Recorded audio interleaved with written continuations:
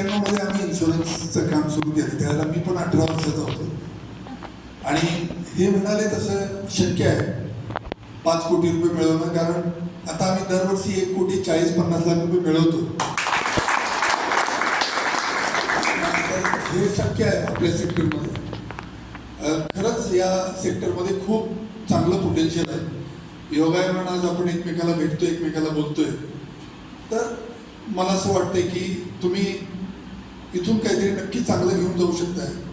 खूप चांगला कन्सेप्ट त्यांनी क्लिअर केला की 365 क्लायंट मिळवायचे आहेत आणि एका क्लायंटपासून 1.5 लाख रुपये मिळवायचे आहेत आणि सर्व्हिस दिली तर शक्य. आणि मला असं वाटतं की लाईफ टाईममध्ये 5 कोटी मिळवणं ही पण काय सोपी किंवा अगदी इझी घेत असलेली म्हणजे असेट नाही आहे ना. 5 कोटी रुपये मिळवणं कुणालाही शक्य होतंय का? आज तुम्ही इथं आलात, तुम्हाला इथं बोलवलं कुणीतरी, एक 5 कोटी रुपयाचं स्वप्न जरी तुमच्या आयुष्यात पेरलं गेलं तर मला वाटतं it is what very big achievement what you were. आणि याचं श्रेय कुणाला द्यावं लागेल? संतोष हालपेटे आणि या जे कोण मागासपासून धावपळ करतात तिकडून तिकडं मला दिसतंय काहीतरी, किंवा ज्यांनी याचं आयोजन केलं यांना आपल्यापैकी कुणीही 5 कोटी मिळाले तर त्याचं श्रेय येणार आहे. म्हणजे तुम्हाला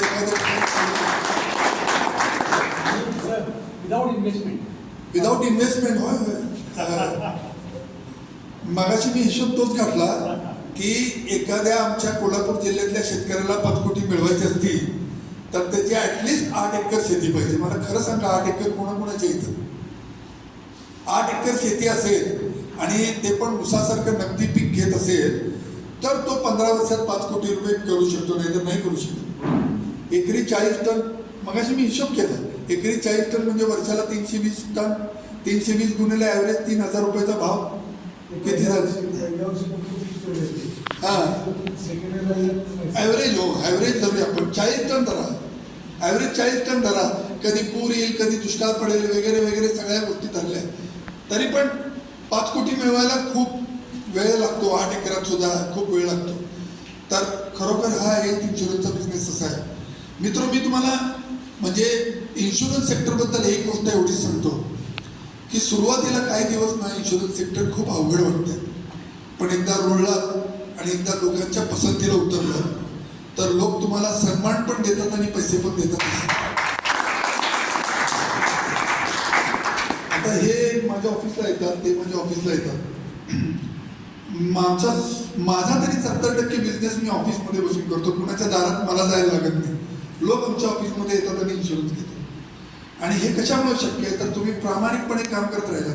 मगाशी सरांनी सांगितलं की तुम्ही तुमच्या आयुष्यात ना 2 ठिकाणी प्रामाणिक राहायला पाहिजे ॲज अन इन्शुरन्स एजंट. एक इन्शुरन्स कंपनी बरोबर आणि 2 दुसरं तुमच्या क्लायंट बरोबर. तिथं दोन्ही ठिकाणी खरं बोललात की कुठंच अवघड नाही आहे बिझनेस करायचं.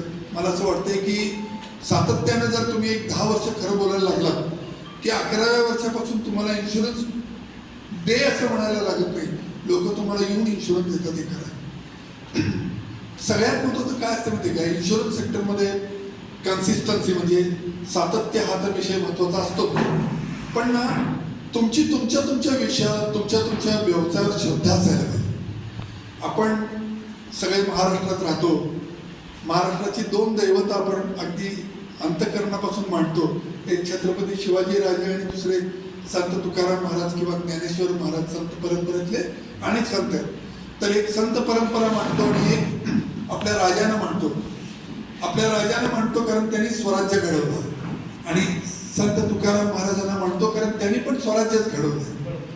यांना पण आपण वंदन करतो स्वराज्याचे अधिपती म्हणून आणि यांना पण वंदनच करतो कारण स्वराज्याचे धर्म स्वराज्य म्हणून. यांनी लढाया केल्या, ज्यांनी अन्याय केला त्यांना तलवारीने कापून जिंकून स्वराज्य घडवलं. चूक पाप या गोष्टीसाठी त्यांनी निरंतर लढा दिला आणि स्वराज्य घडवला. संत तुकाराम महाराजांनी पण लढा केला, पण तो त्यांनी स्वराज्य घडवताना अभंग म्हटले, हर हर विठ्ठलाचा नारा दिला आणि लोकांना सांगितलं की हे पाप आहे, हे पुण्य आहे, हे बरोबर नाही, हे चूक आहे किंवा हे सत्य आहे, हे सांगून त्यांनी स्वराज्य घडवलं. यांनी हर हर महादेव म्हटलं, यांनी हर हर विठ्ठल म्हटलं. यांनी पण भाई टिळा लावला, अर्धकोरीचा आणि पराक्रमाचा टिळा समजला जातो. इकडे याने टिळा लावला धर्माचा, परंपरेचा, शांततेचा, अहिंसेचा आणि याने पण घडवला. विषय कसा आहे बघा, दोन अतिशय पराकोटीचे वेगवेगळे मार्ग आहेत. एक धर्माचा, अहिंसेचा, सत्याचा मार्ग आहे.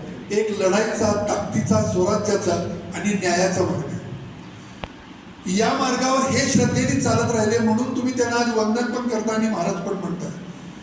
या मार्गावर हे पण श्रद्धेने चालत राहिले म्हणून त्यांना महाराज म्हणताय आणि वंदन पण करताय. दोघांचे पण फोटोंचं पूजन आज आपण करतो. विषय असा आहे की तुम्ही एक मार्ग पत्करता आयुष्यात कुठलाही असेल, हेल्थ इन्शुरन्स, लाईफ इन्शुरन्स, वकिली, डॉक्टरी, शिक्षकी पेशा वगैरे वगैरे वगैरे.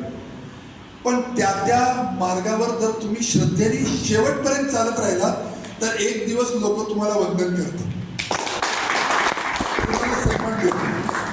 अगदी असंच आपल्या इन्शुरन्स सेक्टरमध्ये मित्र. कोविडच्या काळामध्ये माझ्याकडे आपल्या जिल्हाधिकाऱ्यांचं, त्यावेळेचे जिल्हाधिकारी कोण, दौलत देसाई होते म्हणजे ना सगळ्यात. मला दौलत देसाईंनी त्यांच्या ऑफिसमध्ये बोलवून जिल्हाधिकाऱ्यांचं एक पत्र दिलं होतं की yes you can wonder everywhere, तुम्ही कुठेही जाऊ शकता आणि येऊ शकता कारण तुम्ही हेल्थ इन्शुरन्स लोकांना आज तुमची गरज आहे.